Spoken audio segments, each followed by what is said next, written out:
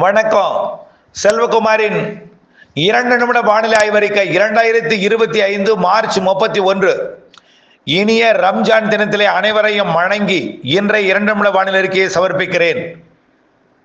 உயரழுத்தம் வடக்கு நோக்கி நகரத் தொடங்கி இருக்கிறது, விலகத் தொடங்கி இருக்கிறது. இரவு பகல் அனுப்பி கொண்டிருந்த குளிர்காற்று அது வெப்பமடைந்து உள்ளே போய் அனலை கொடுத்து கேரளாவிலே இடிமழை பிடிப்பை கொடுத்த நிலையில படிப்படியாக அனல் வெயில் சுடும் வெயில் விலகி புழுக்க வெயில் தொடங்க போகிறது. 1ஆம் தேதியிலிருந்து 2ஆம் தேதி வியர்வையும் புழுக்கமும் கொடுத்து மாலை இரவு இடிமழை பிடிப்பை கொடுக்க போகிறது.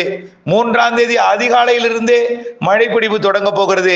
டெல்டாவின் கடலோரத்தில் 3ஆம் தேதி அதிகாலை தொடங்கும் மழை தென் மாவட்ட கடலோர பகுதிகளுக்கும் வடகடலோரத்திற்கும் மழை பிடிப்பை கொடுத்து படிப்படியாக உள்ளே போய் 3ஆம் தேதி மதிய மாலை இரவிலே நல்லதொரு மழை பொழிவை உள் மாவட்டங்களுக்கு ஆங்காங்கே கேரளா, கர்நாடகா, ஆந்திர பிரதேசத்தின் தெற்கு பகுதி வரைக்கும் ஒதுக்கி ஒதுக்கி கடும் இடிமழை பொழிவை கொடுக்க போகிறது.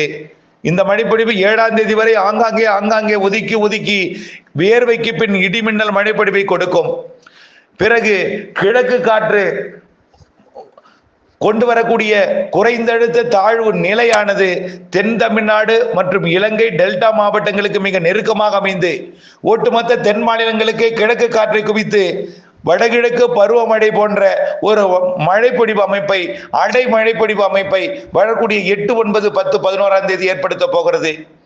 ஆகவே கனமழை பொழிவு, இடிமழை பொழிவு என்பது கனமழை பொழிவாக மாற இருக்கிறது 8ஆம் தேதியிலிருந்து.